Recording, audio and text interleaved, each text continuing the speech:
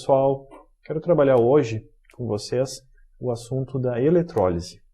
Eletrólise é um processo eletroquímico e a gente já mencionou ele em aulas anteriores. E relembrando, né, que dentro da eletroquímica tem algumas células, alguns tipos de dispositivos chamados células eletroquímicas, e a gente basicamente tem dois tipos, certo? Um deles que já foi estudado é a célula galvânica, também chamada célula voltaica, é aquela em que você aproveita uma reação química que é espontânea, você realiza essa reação química de maneira a gerar uma corrente elétrica, certo? Gerar uma tensão elétrica e uma corrente elétrica. Então, ótimo. Isso aqui é o fundamento da pilha, da bateria e assim por diante. Mas existe um outro tipo de célula chamado célula eletrolítica. A célula eletrolítica, como o próprio nome já sugere, é aquela que faz o quê? É a que faz eletrólise. E se você está com o conhecimento de grego em dia, deve lembrar que lise significa quebrar, né? É a quebra. Então nós estamos falando aqui de você quebrar por meio da eletricidade, tá? Pela eletricidade. Então é isso que vem a ser uma eletrólise. Alguma substância química, alguma reação química vai ocorrer, certo? Alguma substância vai ser quebrada, dando produtos novos por meio de uma corrente elétrica. Então, você tem aqui uma DDP aplicada, né? E isso leva a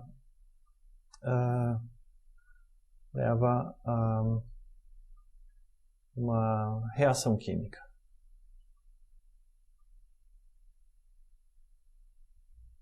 Que muitas vezes, né, geralmente ela é uma reação não espontânea. Certo? Então, reações que normalmente não ocorreriam, você consegue forçar elas a ocorrerem por meio da eletrólise. Então, vamos ver alguns exemplos. Acho que, talvez você lembre, tinha aquela pilha, uma das primeiras pilhas que foram construídas, essa pilha de Daniell, em que você tem zinco que se oxidava, certo? Então, o zinco metálico, numa barra de zinco metálico, mergulhada numa solução, por exemplo, de sulfato de zinco, o zinco metálico se oxida dando zinco 2+. Em contrapartida, na outra parte da célula, íons cobre 2+, vão se reduzir, dando cobre metálico. Isso acontece, né, só quando um circuito é fechado. Você tem que estender um fio entre os dois terminais da bateria e ainda tem que existir aqui no meio uma porcelana porosa em que os íons possam migrar por aqui, certo? Isso aqui é chamado ponte salina. Às vezes é um tubo em forma de U, passando de um recipiente ao outro também. Mas, enfim, nós temos um circuito, e esse circuito, né, você poderia até colocar um voltímetro aqui no meio e medir a voltagem que é produzida. No caso, dá uma voltagem de 1,1 volts. Certo? Se você trabalhar com concentrações de 1 mol por litro em cada uma dessas metades aqui. Bom, o que vai acontecer se você deixar, né, passar o tempo, for deixando essa bateria, essa pilha, né, correr aí, ser usada? Bom, vai começar a corroer o zinco daqui, certo? Porque o zinco que estava ali, ele vai se oxidando e vai acumulando zinco 2+ na solução, certo?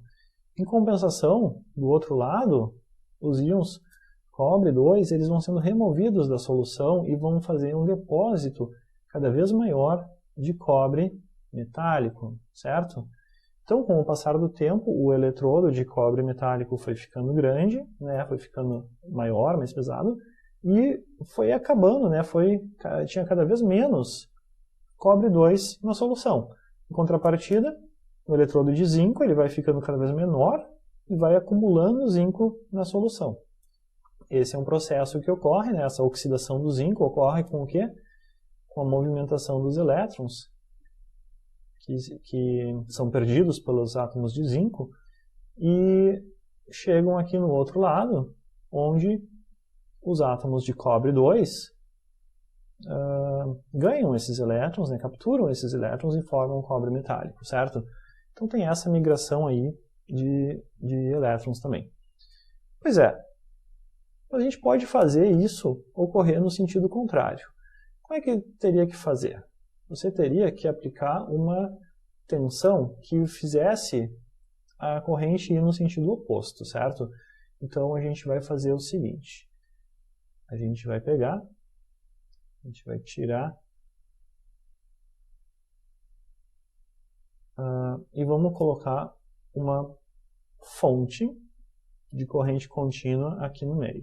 E eu quero uma fonte que puxe os elétrons do lado do cobre e mande eles lá para o lado do zinco, certo? É o sentido oposto que a gente vai querer realizar.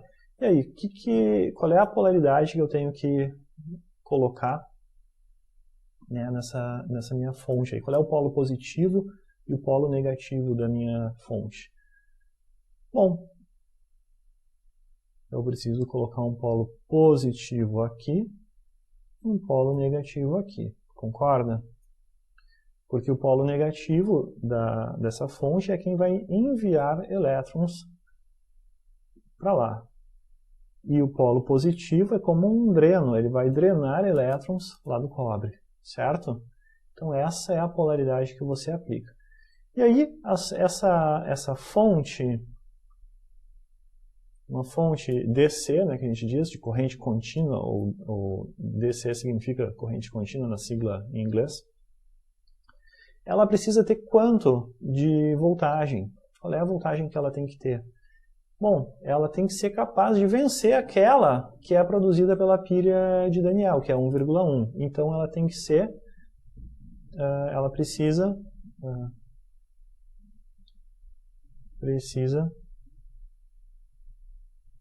fornecer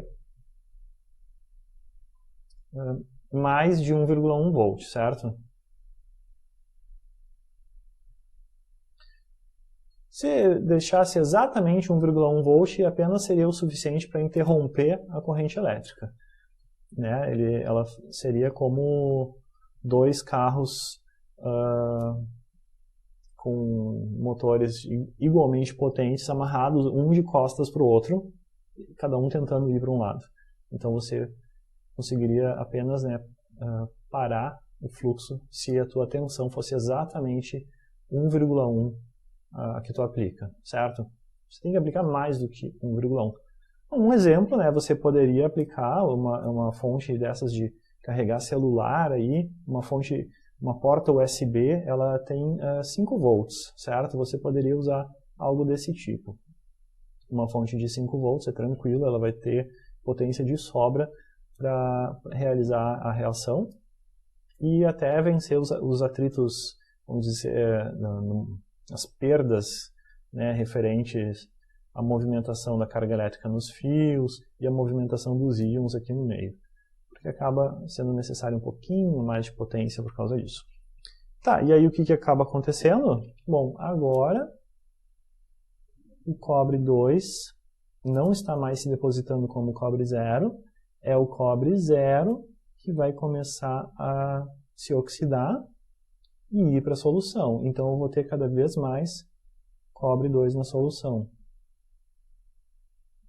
E aqueles íons zinco 2+, que estão na solução da esquerda, eles vão voltar a se depositar, certo?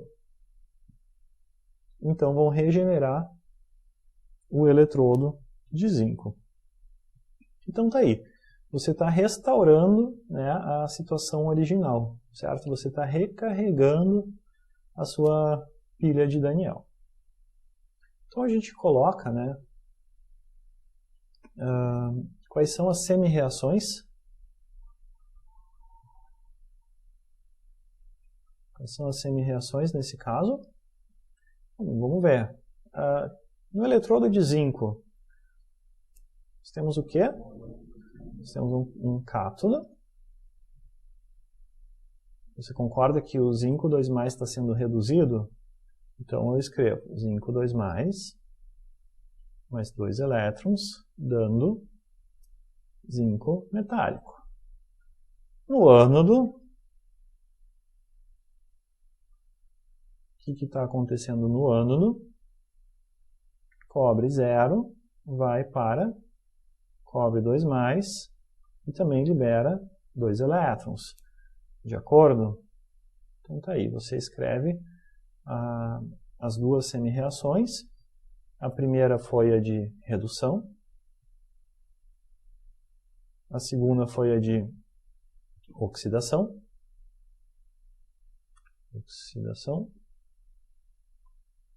E o processo global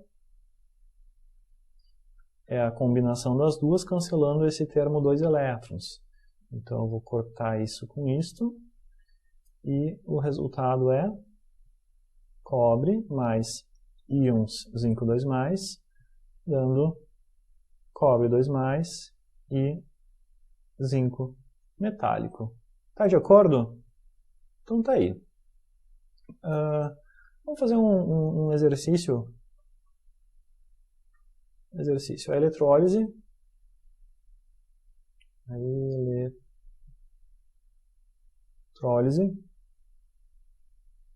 Ocorreu por 60 minutos, com uma corrente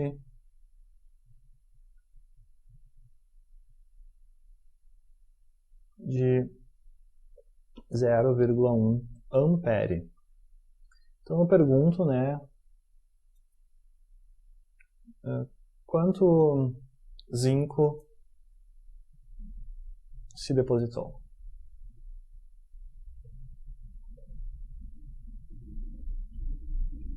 Então tá, a princípio não tem muito mistério. Você vai raciocinar primeiro o que é os dados tempo.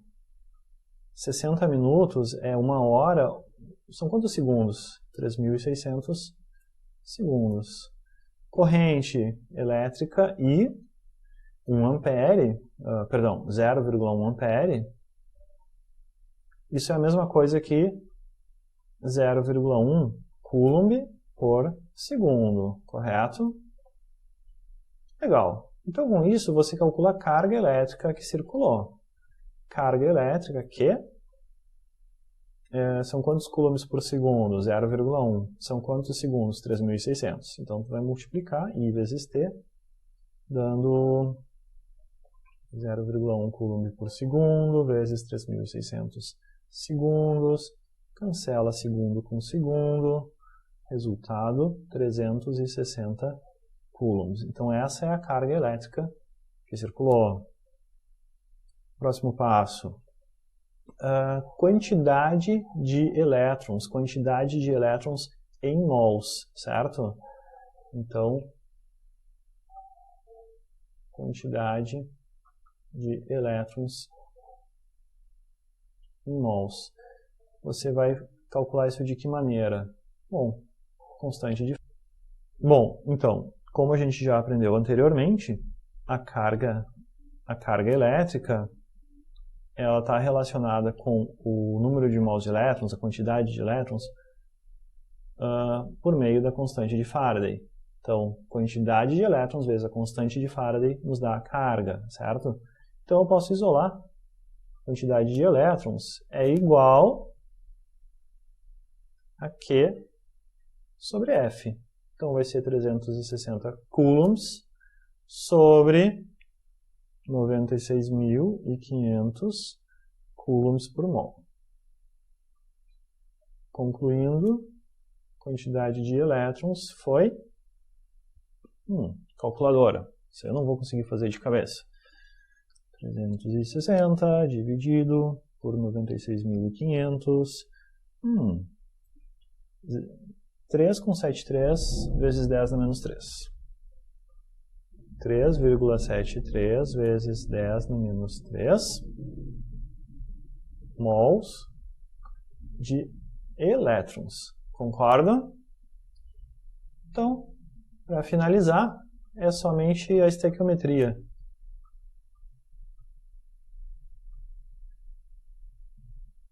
Você lembra lá que foi perguntado zinco, certo?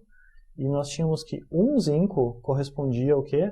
A 2 elétrons. Sim? Então a gente vai botar aqui, se eu tivesse 1 mol de zinco, eu teria 2 mols de elétrons. Correto? Mas na realidade eu tenho 3,73 vezes 10 na menos 3 mols de elétrons. Então, eu tenho aqui um valor x, que simplesmente é pegar esse...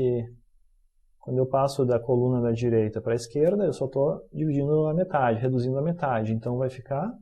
Quanto é que é a metade de 373? 3,73? Dividir por 2. 1,86 vezes 10 a menos 3.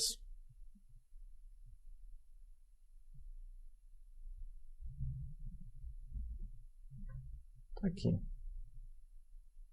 Certo? Então está aí a quantidade de zinco que se depositou durante essa eletrólise. Certo? Então tá. Gente, essa aí foi então a pilha de Daniel sendo recarregada. Vamos ver um outro exemplo. É um exemplo que tem uma aplicação prática bem importante, que é o refino eletrolítico do cobre. Como é que acontece esse refino eletrolítico? É o seguinte, você tem aqui à esquerda uma barra bem grande de cobre impuro, tá?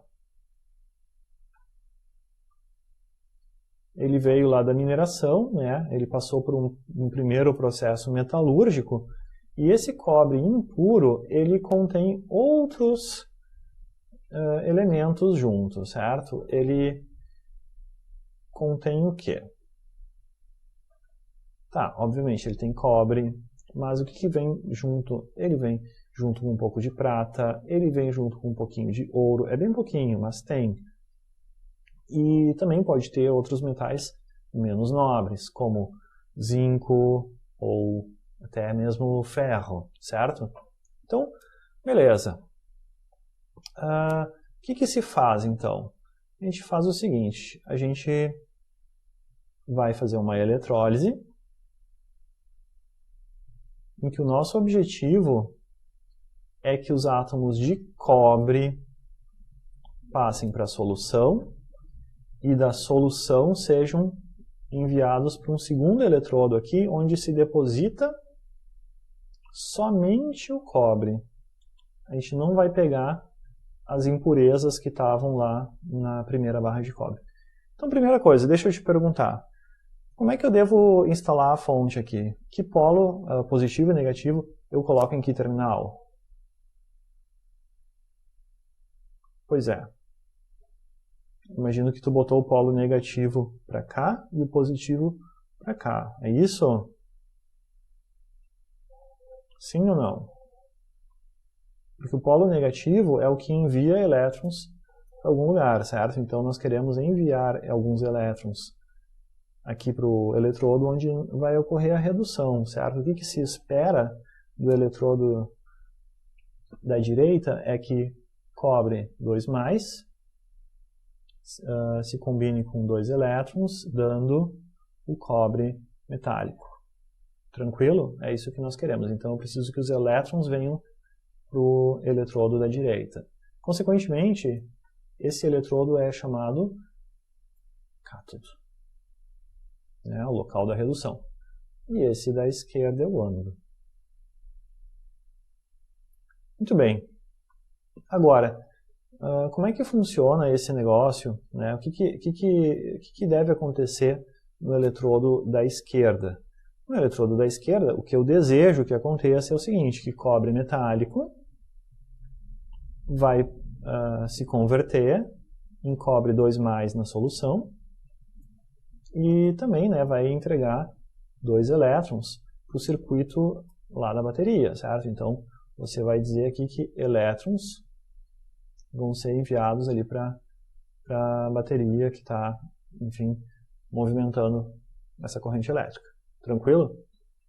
Então, o processo global, né, que vai acontecer, vai acabar corroendo um pouco esse eletrodo aqui, certo? Esse eletrodo vai perdendo massa, o cobre vai sendo removido, mandado para a solução, e da solução ele vai acabar se depositando no cátodo. Então, a reação global é que cobre da esquerda passa para cobre lá na direita. Certinho? Pergunto, tá, mas e os outros elementos, né? O que vai acontecer com os outros elementos, as impurezas? A gente queria se livrar daquelas impurezas, certo? Tem prata, ouro, tem zinco, tem ferro. Bom, aí, gente, tem que pensar, algumas dessas impurezas são mais nobres do que o cobre. Outras são menos nobres do que o cobre. Isto é, zinco e ferro, eles se oxidam com grande facilidade, certo? Então, zinco vai se oxidar para zinco 2+, e vai para a solução. Ferro vai se oxidar para ferro 2+, e vai para a solução, certo? Então, eu posso dizer que a minha solução está ganhando íons ferro, e ela também está ganhando íons zinco. Agora, quando chega na hora de depositar no cátodo, será que todos eles conseguem depositar igualmente? Aí é que está. Não, nem todos conseguem depositar igualmente. O ferro 2+, mais 2 elétrons, ele não vai depositar, a não ser que você aplique uma voltagem bem maior. O zinco 2+, mais 2 elétrons, ele vai depositar? Não, ele não vai depositar. Então o que ocorre é que, dentre essas 3 hipóteses de redução, o cobre 2, o ferro 2 e o zinco 2, a mais fácil de realizar energeticamente é o cobre, e as outras 2 são bem mais difíceis, certo? E a gente vai entender isso com números, quando a gente olhar para os potenciais. Mas antes de ir lá ver isso com números, vamos ainda ver o que acontece com a prata e com o ouro, certo? Você sabe que tinha prata e ouro, né, como impurezas aqui do eletrodo. O que acontece com a prata? Gente, a prata é um elemento mais nobre do que o cobre, certo?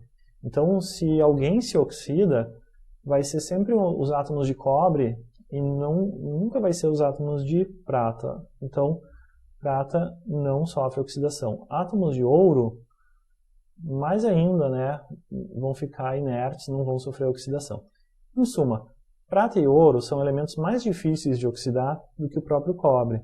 Então, o que acontece com os átomos de prata que estavam aqui, né, no meio da matriz de cobre?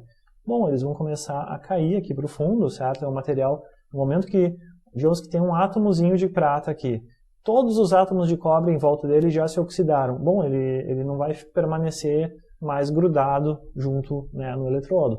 Ele vai simplesmente cair e vai formar aqui um material no fundo, uma aparência de uma lama. Então vai formar uma lama anódica, certo? Eles vão para o fundo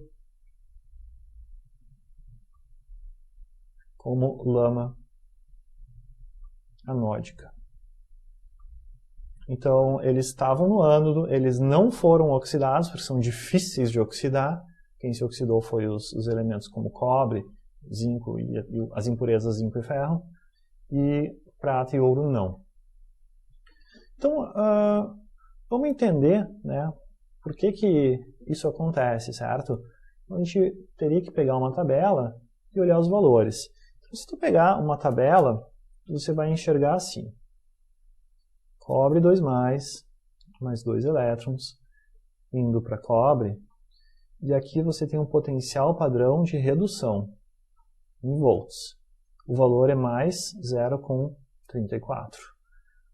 Para o zinco, 2+, mais 2 elétrons, dando zinco metálico, o valor é negativo, menos 0,76. Para o ferro, ferro 2+, mais 2 elétrons, indo para ferro 0, o valor é menos 0,44.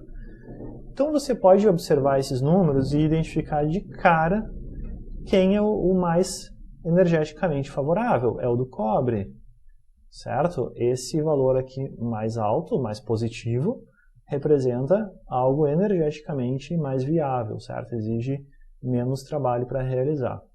Enquanto que os dois últimos, né, no caso, o zinco é o mais negativo, então é o mais difícil de realizar.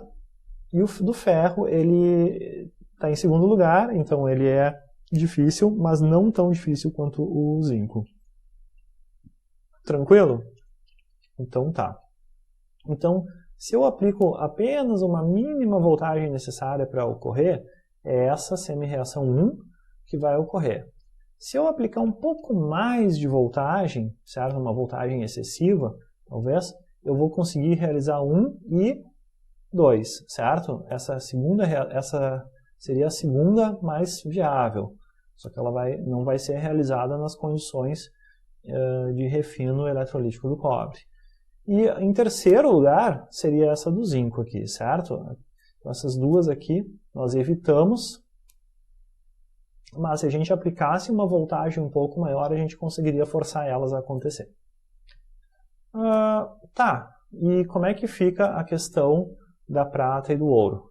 Bom, eu poderia ir numa tabela e olhar, lá vai ter um monte de potenciais de redução, aí se eu olhar as equações que estão apresentadas invertendo elas, eu vou ter os potenciais de oxidação, certo? Então eu pegaria, né, potenciais padrão de oxidação em volts, né? Então aqui os processos, então as possibilidades no ânodo, né? Então a gente vai considerar as seguintes possibilidades. Primeiro, que cobre 0 passe a cobre 2 de 2 elétrons. Bom, isso aí tem que acontecer, porque afinal basicamente os átomos são de cobre. Então vai ficar ali um valor de menos 0,34, que é simplesmente, eu peguei o valor da redução e troquei o sinal. Bom, você tem zinco metálico indo para zinco 2+, de 2 elétrons. Aqui o valor fica, trocando o sinal lá na tabela, mais 0,76. E do ferro vai para ferro 2+, 2 elétrons. Então, o resultado aqui é, trocando aquele sinal, 0,44 positivo. Eu ainda teria que dar uma olhada aqui no da prata. O da prata vai para prata 1+, mais 1 elétron. E lá na tabela é 0,80, então eu tenho que trocar o sinal e fica menos 0,80. O do ouro, situações semelhantes, só que seria algo como 1 volt, um pouquinho mais. Eu não vou escrever aqui, eu vou deixar esses só até a prata aqui e vou discutir, né? Vamos discutir o que é mais viável, o que é menos viável, certo? Então, assim, qual dessas reações é a mais fácil de todas? Bom, a mais fácil, energeticamente mais viável, é a com valor mais positivo. Então, o número 1 aqui seria a do zinco. Em segundo lugar, a do ferro. Só que zinco e ferro são sempre impurezas, tá? Quando aparece um átomo de zinco ou de ferro na superfície, ele é oxidado rapidamente, é certo que sim, mas a maioria dos átomos não são de zinco nem de ferro. O que mais aparece no processo de oxidação? Quem é que vai se oxidar? É o cobre, certo? Preferencialmente o cobre. Então, número 3 é o cobre e não a prata. Então tá aí. Todos esses 1, 2 e 3, eles vão ocorrer preferencialmente. Porque são os 3 maiores valores da tabela. O valor que fica para trás é o da prata, certo? Esse aqui fica em 4º lugar, o valor mais negativo. E se eu tivesse colocado a do ouro, eu não me recordo de cabeça, certo? Mas é um valor negativo, é menos 1, alguma coisa. Não me lembro bem quanto. E então vai ficar em 5º lugar, certo? Então, esses metais nobres, como prata e ouro, eles não vão se oxidar se for possível que o cobre se oxide no lugar deles. E é isso. Então eles vão permanecer na forma de inox 0 e vão para o fundo como lama anódica. Então acaba que não ocorre isto, não ocorre isto. Tranquilo? Então tá. Gente, exercício. Se vocês entenderam esses conceitos, se conseguem dar uma olhadinha numa tabela, vocês vão conseguir resolver essa questão. Você tem uma solução daquelas de resíduos de laboratório, e várias substâncias foram colocadas ali dentro. E no caso, você tem alguns sais e alguns ácidos. Então aqui, sulfato de níquel. O que isso coloca na solução? Íons níquel 2+, e também tem íons sulfato, certo? Tem íon sulfato.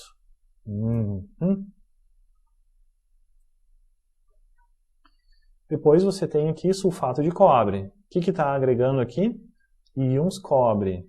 Então vou botar aqui mais íons cobre. Os íons sulfato eu não vou repetir, já escrevi eles antes. Tem mais sulfato de potássio. O que está agregando agora?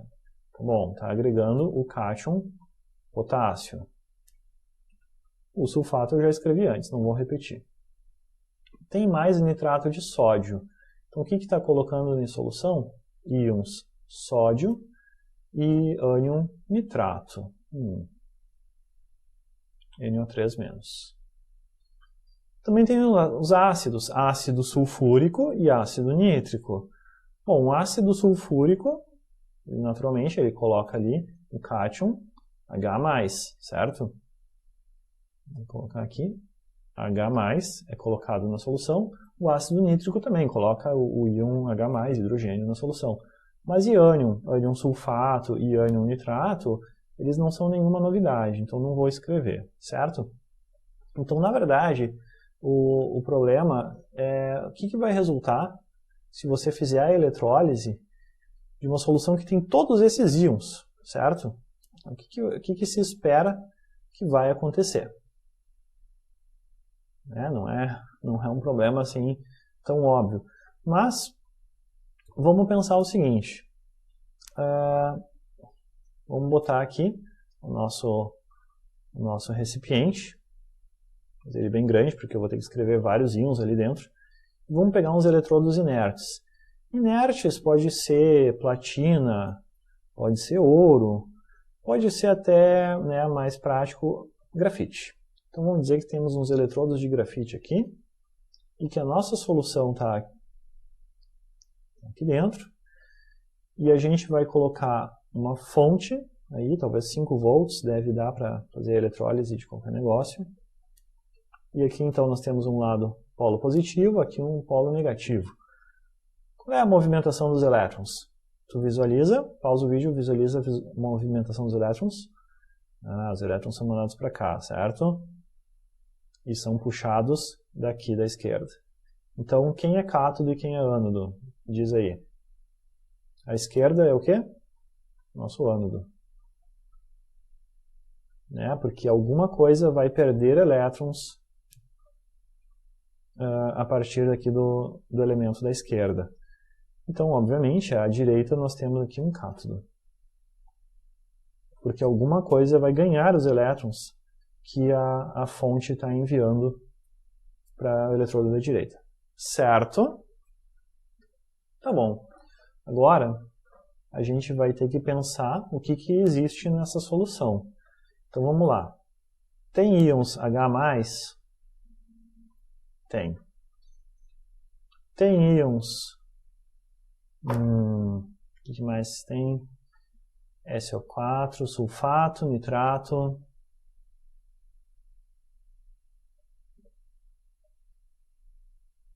O que mais a gente tem? Níquel, cobre, potássio e sódio. Níquel, cobre, potássio, sódio. Tem mais alguma coisa dentro dessa solução? Sim, tem uma coisa. Tu não pode esquecer dessa coisa. O que é? O que é? O que é? Gente, é a água. Né? É óbvio que tem água também. Certo? A água está em toda parte. Agora eu pergunto, gente, quais são as semi-reações que podem ocorrer de cada lado? Se a gente quer saber o que vai acontecer, a gente tem que pensar o que é mais viável, o que é menos viável. A gente tem que pensar, né, para onde esses íons vão ir. E acho que está meio na cara que todos os cátions vão vir para nessa direção aqui, certo? Então você pode pensar o que o cátodo vai realizar. E você pode fazer uma lista, né, de possibilidades, tá bom?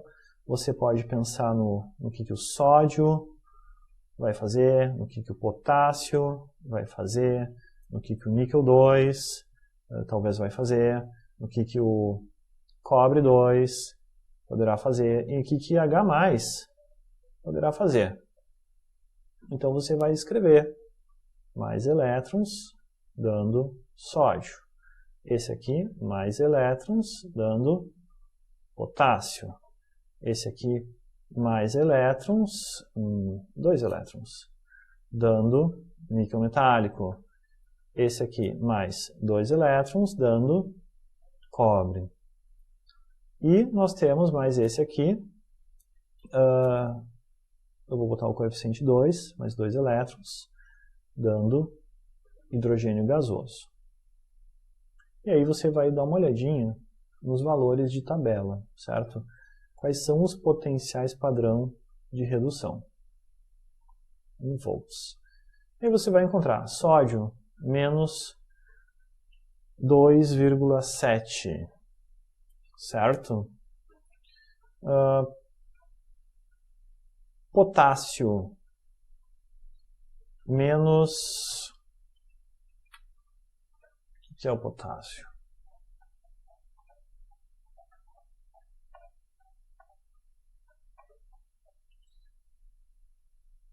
Dois e 9 menos 2,9, certo? Níquel menos 0,24. Cobre mais 0,34. E hidrogênio é 0. Bom, até porque o hidrogênio definia o 0. Então, existe algum desses aí que é mais fácil, algum desses aí que é mais difícil? Então, pausa o vídeo e pensa. Pois é, tem 2 deles que são muito difíceis, que são esses com os valores muito negativos, certo? E faz sentido? Acho que faz, né? Porque são metais alcalinos. Se você tivesse sódio metálico ou potássio metálico dentro de uma solução aquosa, bom, ia explodir na mesma hora com contato com a água. Então, Esses valores super negativos, eles refletem justamente esse fato. São reduções extremamente difíceis de tu conseguir realizar, certo? E na prática não vão acontecer. Agora, os outros 3, eles são viáveis, tá? Eles são mais viáveis. Qual é que é o mais viável deles? O primeiro mais fácil de realizar é esse aqui, do cobre, porque tem um valor mais alto, mais positivo. Em segundo lugar, o que é mais viável? O segundo mais viável é o do hidrogênio.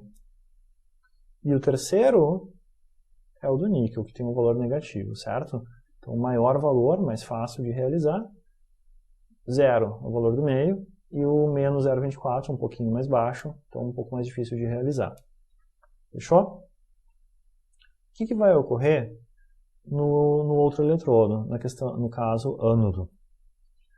Bom, aí você vai ter que pensar quem é que vai estar por ali.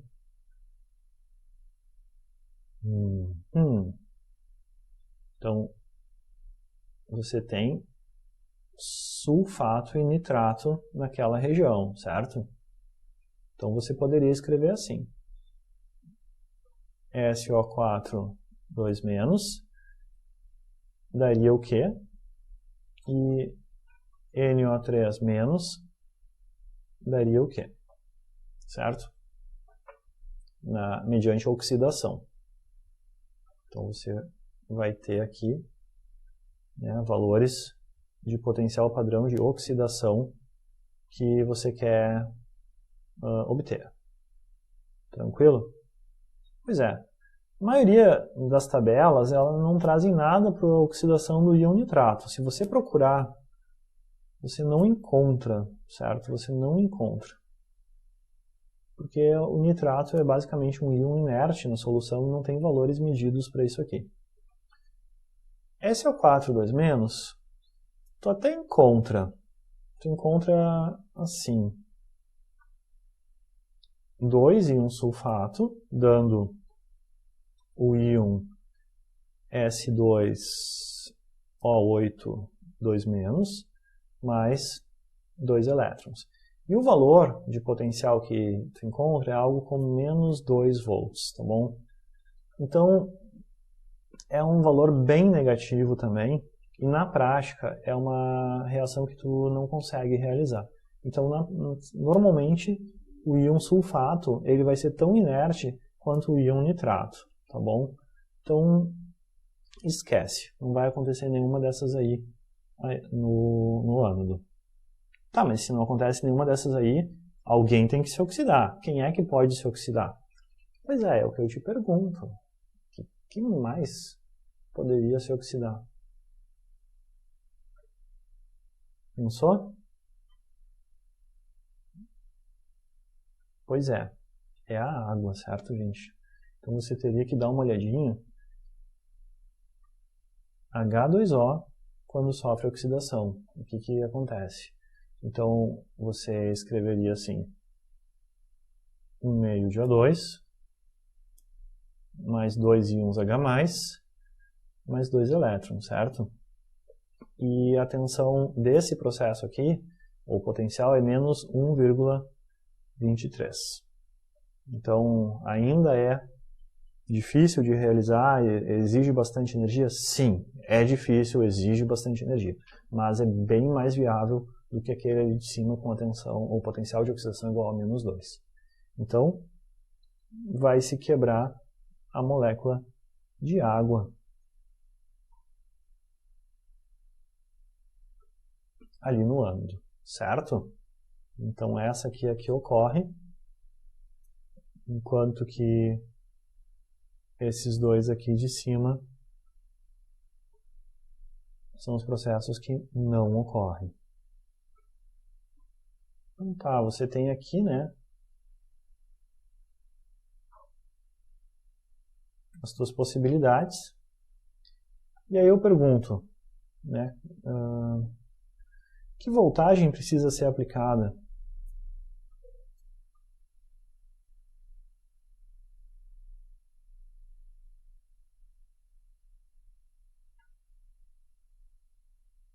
Que voltagem precisa ser aplicada para realizar essas reações.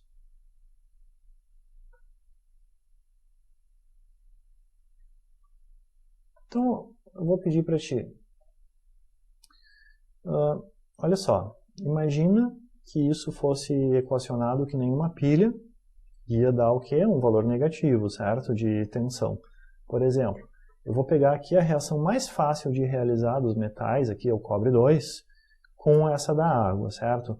Você teria um negativo, então aqui é o primeiro metal, é o cobre 2+, e completando com a oxidação, eu vou numerar essa aqui, então,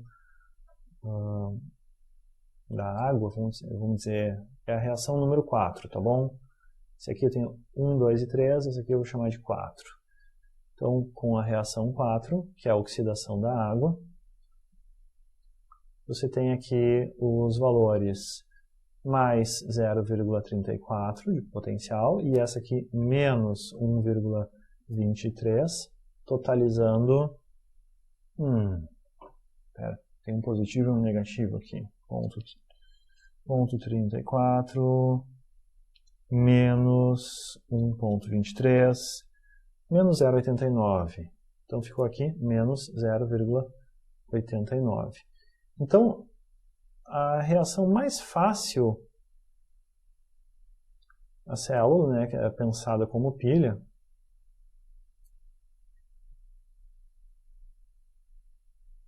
ela te dá uma tensão de célula igual a menos 0,89 volts, isso com a reação mais fácil, que é a do cobre.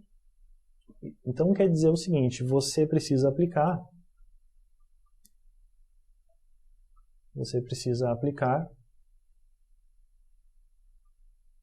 uma DDP maior que 0,89 volts, certo? Se você conseguir aplicar 0,90, você já está realizando a reação. E aí, você vai depositar cobre metálico e vai quebrar a água, liberando oxigênio e H+ no meio, certo? Então já vai dar para realizar a reação, né, com a água sendo oxidada. Agora, se você quiser realizar a reação 4 com mais alguma dessas, digamos que você quer realizar até a mais difícil das três, que é a do níquel, certo? Então vamos lá, a terceira reação, que é a reação do níquel, e a reação 4, que é a reação da água, certo? Então, aquela do níquel, nós tínhamos o valor de menos 0,24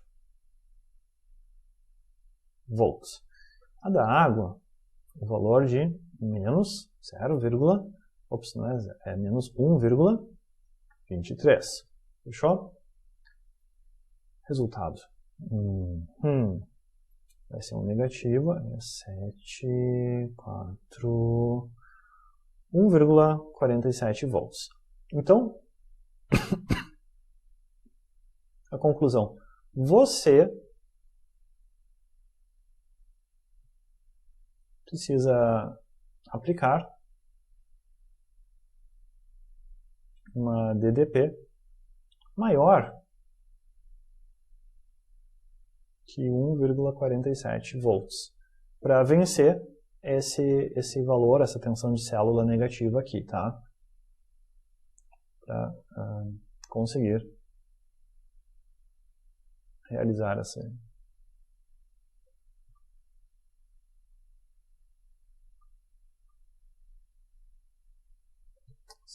Tá bom? Então, se você aplicasse 5 volts, você certamente ia conseguir, tá? 5 volts numa fonte aí, um carregador de celular, por exemplo, consegue 5 volts e aí você ia realizar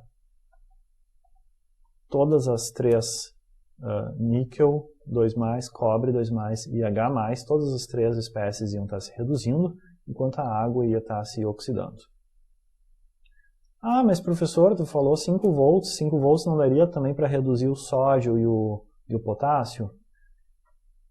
Cara, em teoria, né, essa energia é suficiente sim, mas na prática isso não vai acontecer, tá bom? Por quê?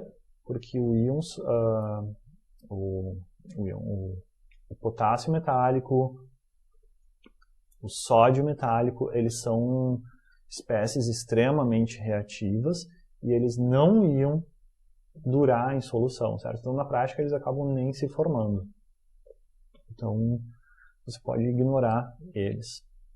Os metais alcalinos, basicamente, nunca tu vai conseguir produzir eles dentro de uma fase aquosa, tá bom?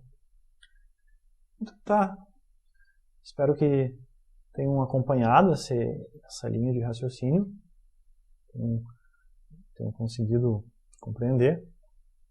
Isso aí é bem útil para prever o que acontece, então, em diferentes eletrólises, tá bom? Qualquer dúvida aí, entre em contato. Um abraço.